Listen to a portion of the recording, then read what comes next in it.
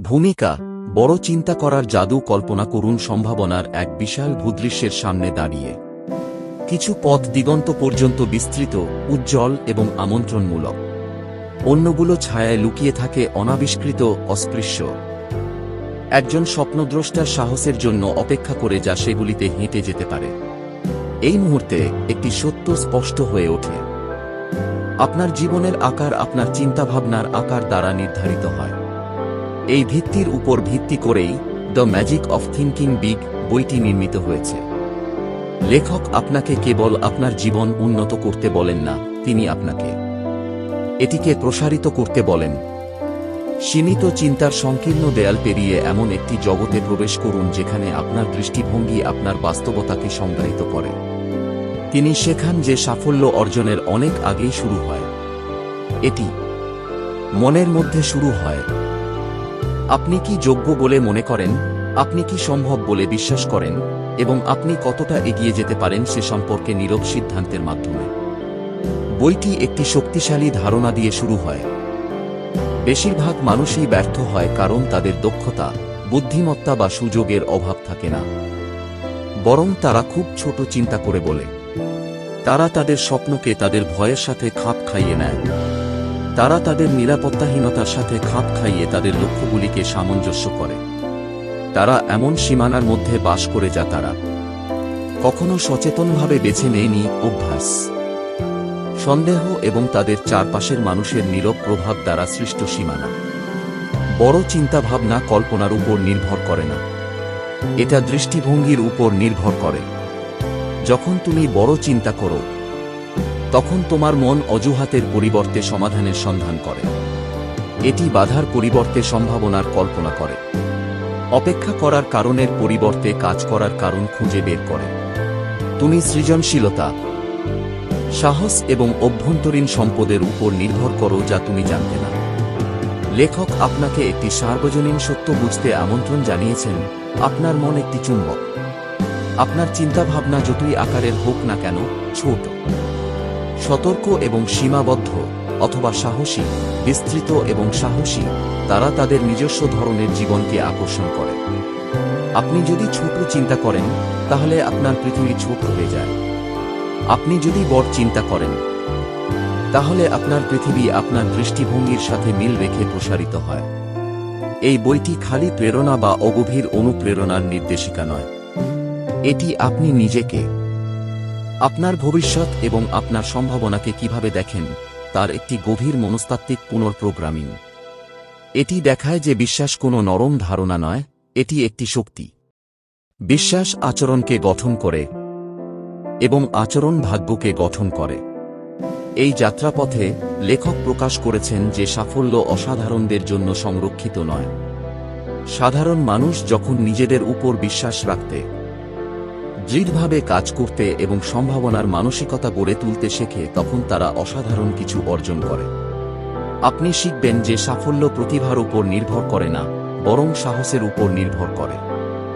ভাগ্যের উপর নির্ভর করে না, বরং প্রস্তুতির উপর নির্ভর করে। পটভূমির উপর নির্ভর করে না, বরং মানসিকতার উপর নির্ভর করে।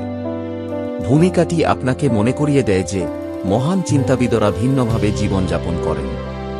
তারা ভিন্নভাবে কথা বলেন, ভিন্নভাবে কাজ করেন এবং চ্যালেঞ্জগুলিকে ভিন্নভাবে ব্যাখ্যা করেন। তারা ভয়, আত্মসন্দেহ এবং নেতিবাচক প্রভাবের ঊর্ধ্বে ওঠেন। তারা আত্মবিশ্বাস লালন করেন, দায়িত্ব নেন এবং যা করা সম্ভব নয় তার চেয়ে যা করা যেতে পারে তার উপর মনোনিবেশ করেন।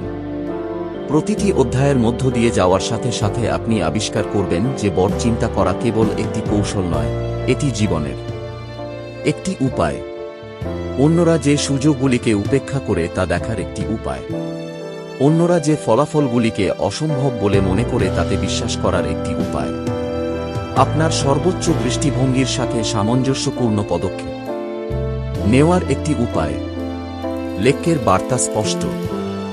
তোমার সাফল্য শুরু হয় তোমার চিন্তার আকার দিয়ে। তোমার চিন্তাভাবনা তোমার বিশ্বাসকে গঠন করে। তোমার বিশ্বাস তোমার কর্মকাণ্ডকে রূপ দেয়, আর তোমার কর্ম তোমার ভবিষ্যৎ গঠন করে। এটাই জাদু। তোমার পরিবেশ, তোমার অতীত, তোমার সীমাবদ্ধতা এমনকি তোমার বর্তমানের চেয়েও বড় চিন্তা করার জাদু। বড় চিন্তা করা সেই সম্ভাবনাকে জাগিয়ে তোলে যা সবসময় তোমার ভেতরে ছিল কিন্তু জাগরণের অনুমতির অপেক্ষায় ছিল। এখন আপনাকে আপনার মনকে প্রসারিত করার, আপনার আত্মচিত্র পুনর্লিখনের এবং সম্ভাবনার বিষয় জগতে পা রাখার এক যাত্রায় আমন্ত্রণ জানানো হচ্ছে, যা কেবল তাদের জন্যই উন্মুক্ত যারা আরও বেশি কিছুতে বিশ্বাস করার সাহস করে। এখান থেকেই তোমার রূপান্তর শুরু হয়। অধ্যায় 1। বিশ্বাস করুন আপনি সফল হতে পারবেন এবং আপনি সফল হবেন। মানব ইতিহাসের প্রতিটি মহান অর্জন মানুষের মনের ভেতরে একটা ফিসফিসানি হিসেবে শুরু হয়েছিল, একটি শান্ত বিশ্বাস যে অসাধারণ কিছু সম্ভব ছিল পৃথিবী দেখার অনেক আগেই। লেখক এই অধ্যায়টি শুরু করেছেন একটি সহজ কিন্তু শক্তিশালী সত্য দিয়ে। সাফল্য শুরু হয় বিশ্বাস দিয়ে। যদি আপনি বিশ্বাস করেন যে আপনি সফল হতে পারেন, তাহলে আপনার মন এটিকে বাস্তবে রূপ দেওয়ার জন্য প্রয়োজনীয় শক্তি, সৃজনশীলতা, সাহস এবং অধ্যবসায় উন্মোচন করে। যদি আপনি নিজেকে সন্দেহ করেন, তাহলে শুরু করার আগেই আপনার মন বন্ধ হয়ে যায়। বিশ্বাস কোন নরম অনুভূতি নয়, এটি একটি শক্তি। এটি আপনার চিন্তাভাবনা, আচরণ এবং জীবনের প্রতিটি মুহূর্তকে কিভাবে ব্যাখ্যা করে তা গঠন করে। যখন আপনি আপনার সাফল্যের ক্ষমতায় বিশ্বাস করেন, তখন সাফল্য আসার অনেক আগেই আপনি একজন সফল ব্যক্তির মতো আচরণ করতে শুরু করেন। আপনি ভিন্নভাবে কথা বলেন, আপনি ভিন্নভাবে হাঁটেন, আপনি ভিন্নভাবে সমস্যা সমাধান করেন, আপনি ভিন্ন জিনিস সহ্য করেন, আপনি ভিন্ন ঝুঁকি নেন। লেখক ব্যাখ্যা করেছেন যে বিশ্বাস হল সেই ভিত্তি যার উপর প্রতিটি স্বপ্ন নির্মিত হয়। বিশ্বাস ছাড়া প্রতিভা অব্যবহৃত থেকে যায়, বুদ্ধিমত্তা নিষ্ক্রিয় হয়ে যায়, সুযোগগুলি অলক্ষিতভাবে চলে যায়। কিন্তু বিশ্বাসের সাথে এমনকি সাধারণ মানুষও অসাধারণ ফলাফল তৈরি করে। বিশ্বাস হল সেই স্ফুলিঙ্গ যা আপনার সম্ভাবনাকে প্রজ্বলিত করে। এই অধ্যায়ে একটি গুরুত্বপূর্ণ মনস্তাত্ত্বিক সত্য তুলে ধরা হয়েছে। আপনার মন সর্বদা আপনি যা বিশ্বাস করেন তা প্রমাণ করার চেষ্টা করে। যদি আপনি বিশ্বাস করেন যে আপনি সফল হতে পারেন, তাহলে আপনার মন সেই বিশ্বাসকে বৈধতা দেওয়ার জন্য অবিরাম কাজ করে। এটি সমাধান অনুসন্ধান করে, সাহস সঞ্চয় করে এবং চালিয়ে যাওয়ার কারণ খুঁজে বের করে। কিন্তু যদি আপনি বিশ্বাস করেন যে সাফল্য আপনার নাগালের বাইরে, তাহলে আপনার মনও তা প্রমাণ করার জন্য সমানভাবে কাজ করে। এটি বাধা খুঁজে বের করে, ভয়কে বাড়িয়ে তোলে এবং ত্যাগ করার কারণগুলি ফিসফিস করে। তুমি যা ভাবো তাই হও, জাদুর কারণে নয়, বরং গতির কারণে। তোমার চিন্তাভাবনা তোমার কর্ম তৈরি করে, আর তোমার কর্ম তোমার ফলাফল তৈরি করে। লেখক ব্যাখ্যা করেছেন যে বড় চিন্তাবিদরা বিশ্বাস দিয়ে শুরু করেন, অন্ধ আশা দিয়ে নয়, বরং গভীর দৃঢ় বিশ্বাস দিয়ে যে তাদের স্বপ্ন সম্ভব। তারা নিখুঁত অবস্থার জন্য অপেক্ষা করেন না, তারা অন্যদের অনুমোদনের জন্য অপেক্ষা করেন না, তারা প্রমাণের জন্য অপেক্ষা করেন না। তারা বিশ্বাস দিয়ে শুরু করেন এবং প্রমাণ অনুসরণ করে। অন্যদিকে ক্ষুদ্র চিন্তাবিদরা তাদের বোঝানোর জন্য বিশ্বের উপর নির্ভর করেন। তারা লক্ষণ, সমর্থন, গ্যারান্টি, স্থিতিশীলতার জন্য অপেক্ষা করেন। কিন্তু সাফল্য শুরুতেই এগুলোর কিছুই দেয় না। এর জন্য একটি লাফ প্রয়োজন, সন্দেহ থেকে আত্মবিশ্বাসে, দ্বিধা থেকে প্রতিশ্রুতিতে একটি অভ্যন্তরীণ লাফ। এই অধ্যায়ের আরেকটি শক্তিশালী শিক্ষা হল বিশ্বাস কিভাবে আপনার পরিবেশকে নতুন করে গড়ে তোলে। যখন আপনি আপনার লক্ষ্যে বিশ্বাস করেন, তখন স্বাভাবিকভাবেই আপনি নিজেকে এমন লোকদের সাথে ঘিরে রাখেন যারা আপনাকে উন্নত করে। আপনি ইতিবাচক প্রভাব, উৎসাহব্যঞ্জক কণ্ঠস্বর, সহায়ক পরিবেশের দিকে ঝুঁকবেন। এবং ঠিক ততটাই গুরুত্বপূর্ণ, আপনি নিজেকে এমন বৃত্ত থেকে সরিয়ে নিতে শুরু করেন যা আপনার আত্মবিশ্বাসকে নিঃশেষ করে দেয় বা আপনার দৃষ্টিভঙ্গিকে সীমাবদ্ধ করে। তোমার পরিবেশ গুরুত্বপূর্ণ কারণ বিশ্বাস শুরুতেই ভঙ্গুর। এর সুরক্ষা, পুষ্টি এবং শক্তি বৃদ্ধি প্রয়োজন। লেখক অবিশ্বাসের ধ্বংসাত্মক শক্তিও প্রকাশ করেছেন। সন্দেহ দ্বিধা তৈরি করে এবং দ্বিধা সুযোগগুলিকে ধ্বংস করে। ভয় কৌশলকে দুর্বল করে। নেতিবাচক চিন্তাভাবনা আপনার কর্মকাণ্ডকে সংকুচিত করে। যখন আপনি নিজেকে সন্দেহ করেন, তখন ছোট ছোট চ্যালেঞ্জগুলিও অসম্ভব বলে মনে হয়। আপনি প্রতিটি বিপর্যয়কে থামার লক্ষণ হিসাবে ব্যাখ্যা করেন। আপনি নিজেকে বোঝান যে সাফল্য অন্যদের, আপনার নয়। কিন্তু বিশ্বাস এই বিষয়টিকে উল্টে দেয়। এটি বাধাগুলিকে শেখায় রূপান্তরিত করে। এটি বিপত্তিগুলিকে অস্থায়ী পথচলায় পরিণত করে। এটি আপনাকে স্থিতিস্থাপক, অধ্যবসায়ী এবং সম্পদশালী করে তোলে। এই অধ্যায়ে আপনাকে মনে করিয়ে দেওয়া হচ্ছে যে বিশ্বাস এমন কিছু নয় যা অনুভব করার জন্য আপনি অপেক্ষা করেন, এটি এমন কিছু যা আপনি গড়ে তোলার জন্য বেছে নেন। সাফল্যের গল্প, দুর্দান্ত ধারণা, উদ্দেশ্যমূলক লক্ষ্য এবং সীমাবদ্ধতার বাইরে চিন্তা করা সাহসী মানুষদের দ্বারা আপনার মনকে খাওয়ানোর মাধ্যমে আপনি বিশ্বাসকে শক্তিশালী করেন। তুমি তোমার স্বপ্নগুলো লুকিয়ে রাখার পরিবর্তে আত্মবিশ্বাসের সাথে কথা বলে বিশ্বাসকে শক্তিশালী করো। তুমি তোমার সাফল্যকে কল্পনা করে বিশ্বাসকে শক্তিশালী করো যতক্ষণ না তা পরিচিত, বাস্তব এবং অর্জনযোগ্য মনে হয়। যখন তুমি নিজেকে সফল হতে দেখো, তখন তুমি সেই দৃষ্টিভঙ্গির সাথে সামঞ্জস্যপূর্ণ পদক্ষেপ গ্রহণ করো। লেখক ব্যাখ্যা করেছেন যে বিশ্বাস আপনাকে অন্যরা যখন দ্বিধাগ্রস্ত হয় তখন শুরু করার সাহস দেয়। অন্যরা যখন হাল ছেড়ে দেয় তখন চালিয়ে যাওয়ার শক্তি দেয়, এবং অন্যরা যেখানে কিছুই দেখতে পায় না সেখানে সুযোগ দেখার দৃষ্টিভঙ্গি দেয়। বড় চিন্তাবিদরা নিজেদের উপর বিশ্বাস রাখেন এবং এই বিশ্বাসের কারণে তারা এমন ক্ষমতা উন্মোচন করেন যা তারা কখনো জানতেন না যে তাদের আছে। এই অধ্যায়টি একটি চিরন্তন বার্তা দিয়ে শেষ হয়, তোমার সাফল্য তোমার মনে শুরু হয়। সাফল্যের কথা ভাবো, আর তোমার মন তোমাকে সেই দিকে ঠেলে দেবে। ব্যর্থতার কথা ভাবো, আর তোমার মন সেই প্রত্যাশাও পূরণ করবে। বিশ্বাস করো যে তুমি সফল হতে পারো, আর তুমি আবিষ্কার করবে যে জীবন তোমার চিন্তাভাবনার দিকে প্রসারিত হতে শুরু করে। আত্মবিশ্বাস বাড়ে, সুযোগ আসে, ধারণাগুলো সংযুক্ত হয়, সাহস জাগ্রত হয়। পৃথিবী আরও বৃহত্তর, সমৃদ্ধ এবং আরও উন্মুক্ত হয়, কারণ তুমি নিজের উপর বিশ্বাস করার সাহস করেছিলে। অধ্যায় 2, এক্সকিউসিটিস থেকে নিজেকে নিরাময় করুন। এমন একটি নীরব রোগ আছে যা ব্যর্থতার চেয়েও বেশি স্বপ্ন ধ্বংস করে। এটি শুরু করার আগেই মানুষকে থামিয়ে দেয়। এটি তাদের বোঝায় যে তারা অক্ষম, অপ্রস্তুত অথবা দুর্ভাগ্যবান। এটি কারণ, ন্যায্যতা, ব্যাখ্যা, যেকোনো কিছুকে নিরাপদ, ছোট এবং অপরিবর্তিত রাখার জন্য ফিসফিসানি করে। লেখক এই রোগটিকে এক্সকিউসাইটিস বলেছেন, এবং এই অধ্যায়ে তিনি প্রকাশ করেছেন যে কিভাবে এটি নীরবে একজন ব্যক্তির সমগ্র জীবনের গতিপথকে রূপ দেয়। এক্সকিউসাইটিস হল দায়িত্ব, ঝুঁকি বা প্রচেষ্টা এড়াতে বিশ্বাসযোগ্য কারণ তৈরি করার শিল্প। এটি নিজেকে যুক্তির ছদ্মবেশ ধারণ করে। এটা যুক্তিসঙ্গত শোনাচ্ছে, এমনকি বুদ্ধিমানেরও। কিন্তু প্রতিটি অজুহাতের আড়ালে লুকিয়ে থাকে ভয়, ব্যর্থতার ভয়, সমালোচনার ভয়, চেষ্টা করার এবং যথেষ্ট না হওয়ার ভয়। লেখক শিক্ষা দেন যে সফল ব্যক্তিরা অগত্যা বেশি বুদ্ধিমান বা বেশি প্রতিভাবান হন না। তারা কেবল তারাই যারা অজুহাতকে তাদের ভাগ্য নিয়ন্ত্রণ করতে দিতে অস্বীকার করে। এই অধ্যায়ে ব্যাখ্যা করা হয়েছে যে এক্সকুইজিটিস 4টি সাধারণ রূপে আসে: স্বাস্থ্য, বুদ্ধিমত্তা, বয়স এবং ভাগ্য। প্রতিটি রূপই আপনাকে আপনার সম্ভাবনা থেকে আলাদা করে দেয়ালের মতো কাজ করে। স্বাস্থ্যের অজুহাত প্রায়শই ছোট ছোট অভিযোগ দিয়ে শুরু হয়।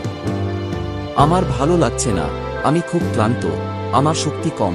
এই চিন্তাভাবনাগুলি একটি অভ্যাসে পরিণত হয়, নিজেকে বোঝানোর অভ্যাস যে আপনার শারীরিক অবস্থা আপনার সম্ভাবনাগুলিকে সীমাবদ্ধ করে। কিন্তু লেখক একটি গভীর সত্য প্রকাশ করেছেন: আপনার মন আপনার শক্তিকে ব্যাপকভাবে প্রভাবিত করে। দৃঢ় উদ্দেশ্যসম্পন্ন ব্যক্তিরা প্রায়শই তাদের শারীরিক সীমার বাইরে শক্তি খুঁজে পান। অন্যদিকে অজুহাত দেখিয়ে যারা শক্তি অর্জন করেন তারা তাদের শরীর সত্যিকার অর্থে দুর্বল হওয়ার অনেক আগেই দুর্বল বোধ করেন। সাফল্যের জন্য আপনার মনকে এই স্মারোপিত সীমাবদ্ধতা থেকে রক্ষা করা প্রয়োজন।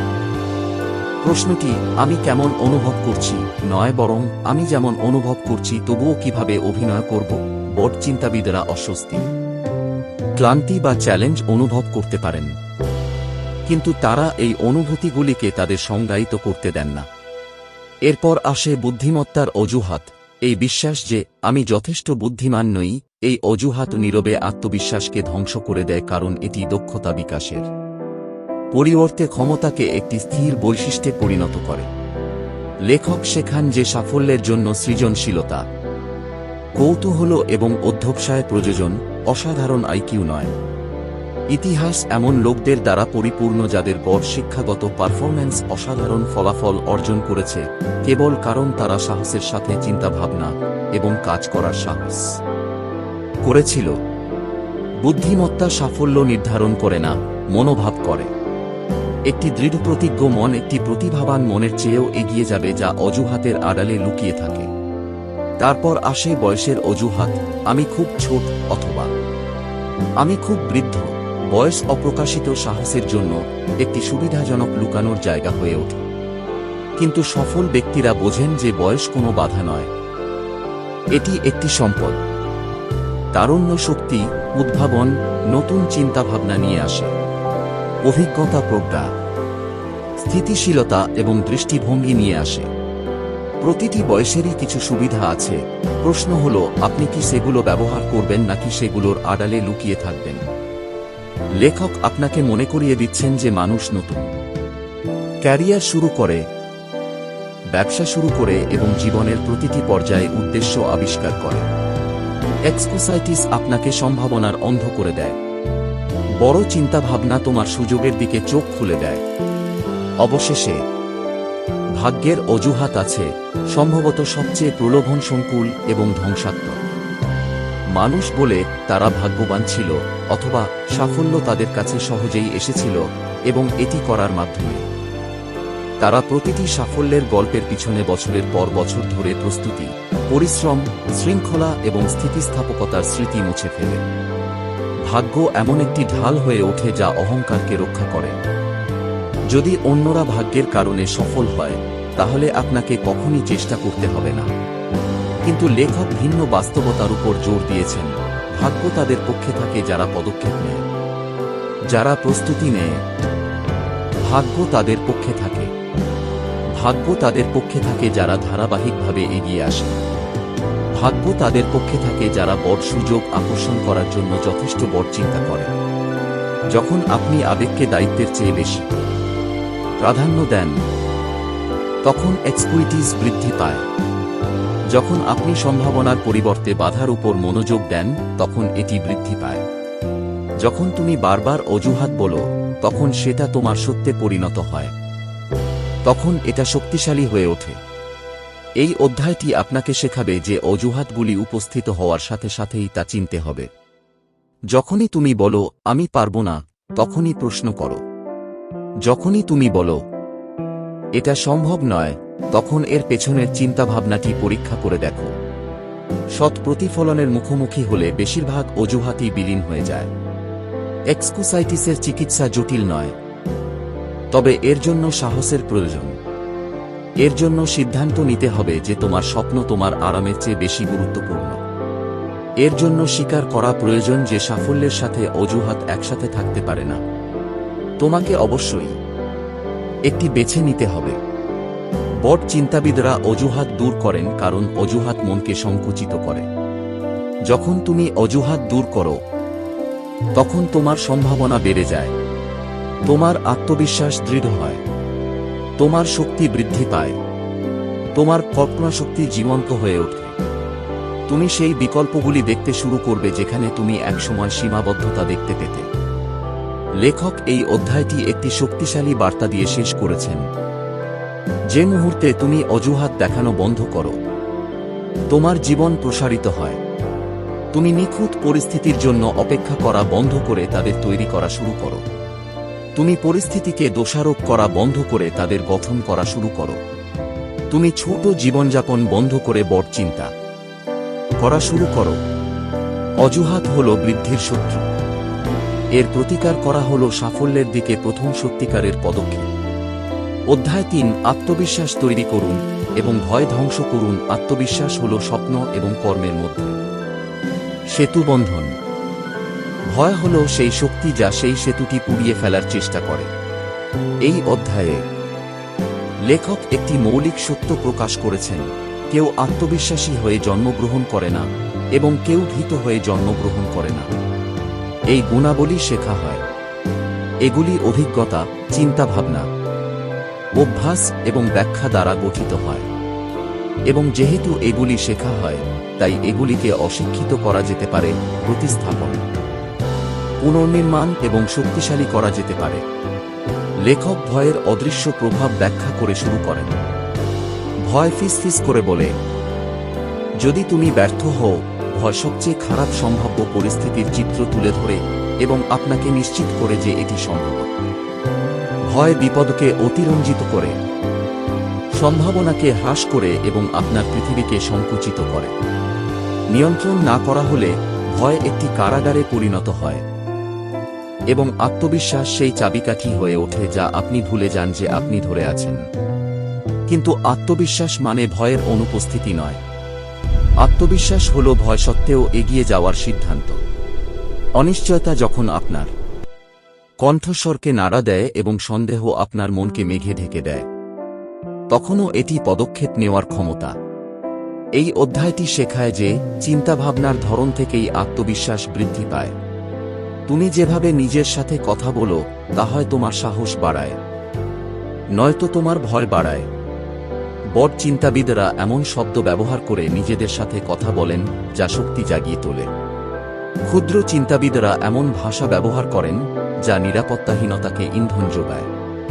তোমার অভ্যন্তরীণ সংলাপ তোমার আবেগগত বাস্তবতা হয়ে ওঠে। লেখক ব্যাখ্যা করেছেন যে আত্মবিশ্বাস তৈরির সবচেয়ে শক্তিশালী উপায়গুলির মধ্যে একটি হল কর্ম। প্রস্তুত বোধ করার জন্য অপেক্ষা করলে আত্মবিশ্বাস তৈরি হয় না, এটি তৈরি হয় আপনার প্রস্তুত বোধ করার আগেই অভিনয়ের মাধ্যমে। প্রতিটি কাজ, তা যত ছোটই হোক না কেন, ভয়ের দৃঢ়তাকে দুর্বল করে দেয়। প্রতিবার যখন তুমি কোনো কঠিন কিছুর মুখোমুখি হও, তখন তুমি তোমার সাহস প্রসারিত করো। সাহস পেশির মতো প্রসারিত হয়। আপনি যত বেশি এটি ব্যবহার করবেন, এটি তত শক্তিশালী হবে। তিনি জোর দিয়ে বলেন যে ভয় প্রায়শই যুক্তির ছদ্মবেশে একটি মিথ্যা। বেশিরভাগ ভয় কখনোই ঘটে না, বেশিরভাগ উদ্বেগ কখনো সত্যি হয় না। কিন্তু মানুষ এই কাল্পনিক ফলাফলগুলিকে বাস্তব সিদ্ধান্তগুলি নির্ধারণ করতে দেয়। আত্মবিশ্বাসের জন্য কল্পনার চেয়ে বাস্তবতাকে বেছে নেওয়া প্রয়োজন। এর জন্য নিজেকে জিজ্ঞাসা করা প্রয়োজন, আসলে কি ঘটছে, না আমার ভয় কি প্রকাশ করছে। লেখক এরপর একটি মূল ধারণা অন্বেষণ করেন: আপনার চেহারা আপনার আত্মবিশ্বাসকে প্রভাবিত করে। তুমি যেভাবে কথা বলো, হাঁটো এবং নিজেকে উপস্থাপন করো, তা তোমার মন তোমার নিজের শক্তিকে কিভাবে ব্যাখ্যা করে তা নির্ধারণ করে। সফল ব্যক্তিরা নিজেদেরকে উদ্দেশ্য নিয়ে এগিয়ে নিয়ে যান। তারা উদ্দেশ্য নিয়ে এগিয়ে যায়, তারা স্পষ্টভাবে কথা বলে, তারা এমন আচরণ করে যেন তারা ভালো কিছু ঘটবে বলে আশা করে। এটা অহংকার নয়, এটা মনোবিজ্ঞান। তোমার শরীর তোমার চিন্তাভাবনাকে প্রভাবিত করে, তোমার ভঙ্গি তোমার সাহসকে প্রভাবিত করে, তোমার অভিব্যক্তি তোমার মানসিক অবস্থাকে প্রভাবিত করে। যখন তুমি নিজেকে আত্মবিশ্বাসী রাখো, তোমার মন তোমাকে অনুসরণ করে। এই অধ্যায়ের আরেকটি শক্তিশালী অন্তর্দৃষ্টি হল ব্যর্থতার পরিবর্তে জয়কে স্মরণ করার গুরুত্ব। বেশিরভাগ মানুষই ছোট ছোট ব্যর্থতাকে তাদের স্মৃতিশক্তি গ্রাস করতে দেয়। তারা বারবার ভুলগুলো পুনরাবৃত্তি করে, তাদের আত্মবিশ্বাসকে দুর্বল করে দেয়। কিন্তু বড় চিন্তাবিদরা তাদের শক্তির উপর মনোযোগ দেন। তারা তাদের সাফল্যগুলো মনে রাখে, এমনকি ছোট ছোট সাফল্যগুলো, এবং সেগুলোকে জ্বালানি হিসেবে ব্যবহার করে।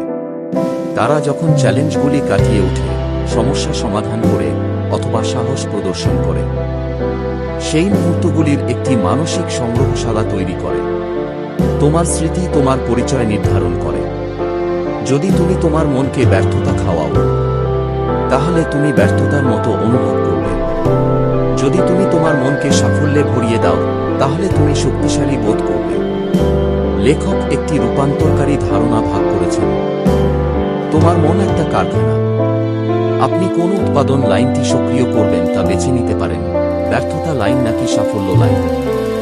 ব্যর্থতার রেখা ভয়, দ্বিধা এবং অনুশোচনা তৈরি করে।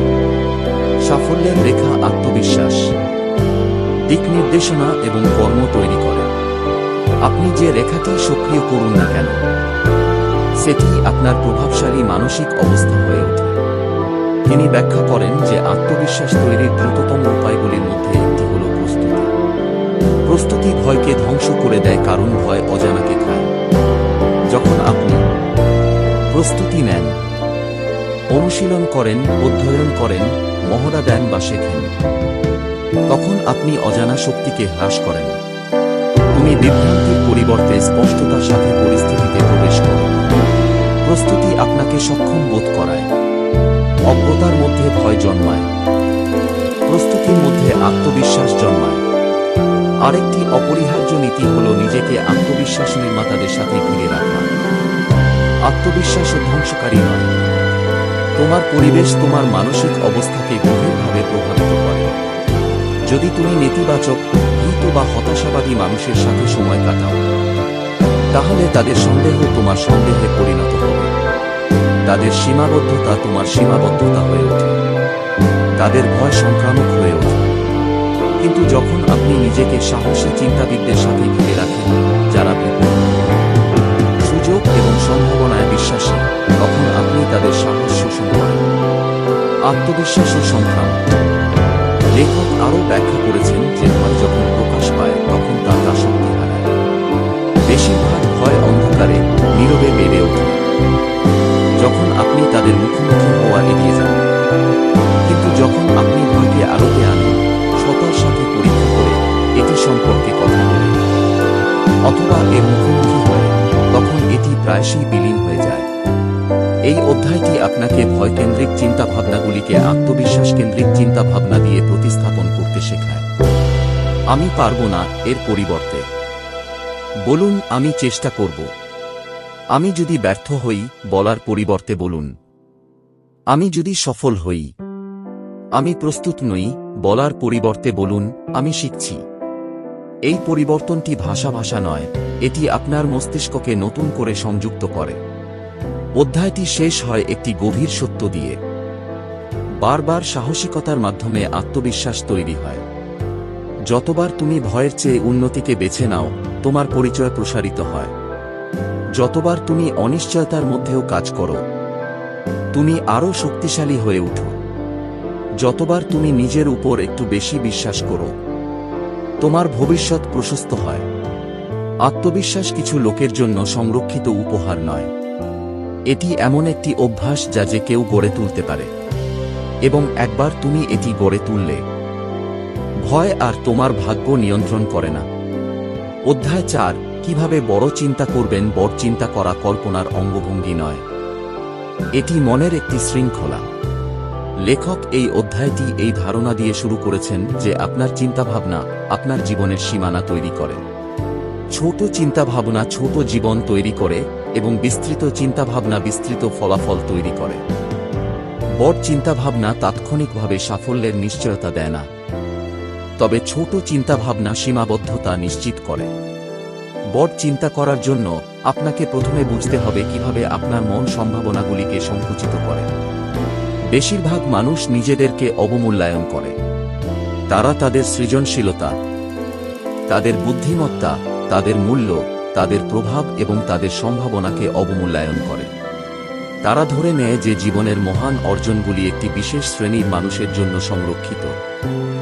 তারা স্বীকার করে না যে মহত্ব কেবল সাধারণ মানুষ যারা অসাধারণ চিন্তাভাবনা গ্রহণ করে।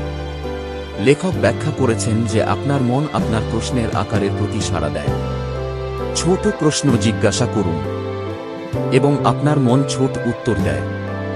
বড় প্রশ্ন জিজ্ঞাসা করুন এবং আপনার মন বড় সমাধানের সন্ধান শুরু করে। আমি কিভাবে আরও ভালো করতে পারি, সামান্য উন্নতি তৈরি করে। আমি কিভাবে রূপান্তর করতে পারি, উদ্ভাবন তৈরি করে। বড় চিন্তাভাবনা আপনার মনের সেই অংশগুলিকে সক্রিয় করে যা আপনি যখন ছোট চিন্তা করেন তখন ঘুমিয়ে থাকেন। তিনি জোর দিয়ে বলেন যে বড় চিন্তাবিদরা সম্ভাবনার উপর মনোযোগ দেন, সম্ভাবনার উপর নয়। তারা জিজ্ঞাসা করেন না এটা কি সম্ভব, তারা জিজ্ঞাসা করেন এটা কি অনুসরণ করার যোগ্য। সম্ভাবনার চিন্তাভাবনা সেই দরজা খুলে দেয় যেখানে সম্ভাব্যতা চিন্তাভাবনা তালাবদ্ধ রাখে। শুরুতে আপনার নিশ্চিততার প্রয়োজন হয় না, আপনার দৃষ্টিভঙ্গির প্রয়োজন। যখন আপনি বড় চিন্তা করেন তখন আপনার দৃষ্টিভঙ্গি প্রসারিত হয়। আপনি অন্যরা উপেক্ষা করে এমন বিকল্পগুলি দেখতে পান। আপনি স্পষ্ট দৃষ্টিতে লুকিয়ে থাকা সুযোগগুলি লক্ষ্য করেন। আপনি চ্যালেঞ্জগুলিকে অচলাবস্থা হিসাবে দেখা বন্ধ করেন এবং সেগুলিকে এমন পথ হিসাবে দেখতে শুরু করেন যেখানে পশ্চাৎপসরণের পরিবর্তে সৃজনশীলতার প্রয়োজন হয়। লেখক আপনার আত্মভাবনাকে আরও বড় করার ধারণাটি অন্বেষণ করেছেন, কারণ আপনি নিজেকে ছোট দেখে বড় ভাবতে পারেন না। আপনার আত্মভাবনা আপনার প্রতিটি সিদ্ধান্তকে রূপ দেয়। আপনি যদি নিজেকে সক্ষম হিসাবে দেখেন তবে আপনি আরও বড় লক্ষ্য অর্জন করেন। আপনি যদি নিজেকে সীমিত হিসাবে দেখেন তবে আপনি আপনার আরামের ক্ষেত্রের মধ্যে থাকেন। বড় চিন্তাভাবনা শুরু হয় নিজেকে এমন একজন হিসাবে দেখার মাধ্যমে যিনি বড় ফলাফলের যোগ্য, প্রভাবের যোগ্য, শ্রদ্ধার যোগ্য, সাফল্যের যোগ্য। এই অভ্যন্তরীণ মূল্য হল সেই মাটি যা থেকে বড় লক্ষ্যগুলি বৃদ্ধি পেতে পারে। এটি ছাড়া সেরা কৌশলগুলিও টিকে থাকতে পারে না। তিনি ব্যাখ্যা করেন যে বড় চিন্তাবিদরা এমন ভাষা ব্যবহার করেন যা শক্তি প্রতিফলিত করে। আপনি যে শব্দগুলি ব্যবহার করেন তা আপনার চিন্তার আকার গঠন করে। যখন আপনি বলেন আমি আশা করি, তখন আপনি আপনার প্রভাবকে সংকুচিত করেন। যখন আপনি বলেন আমি করব, তখন আপনি এটিকে শক্তিশালী করেন। আপনি যে শব্দগুলি বেছে নেন তা আপনার মস্তিষ্কের জন্য নির্দেশনা হয়ে ওঠে। শক্তির শব্দগুলি শক্তির মানসিকতা তৈরি করে। সীমাবদ্ধতার শব্দগুলি পরাজয়ের মানসিকতা তৈরি করে। আপনার দৈনন্দিন জীবনে আপনি যে ভাষা ব্যবহার করেন সেদিকে মনোযোগ দিন। আপনার শব্দগুলি কি আপনাকে প্রসারিত করে নাকি হ্রাস করে? এই অধ্যায়ের আরেকটি গুরুত্বপূর্ণ নীতি হল আপনার বেছে নেওয়া পরিবেশ। ছোট চিন্তাবিদরা নিজেদের ঘিরে রাখেন এমন লোকদের সাথে যারা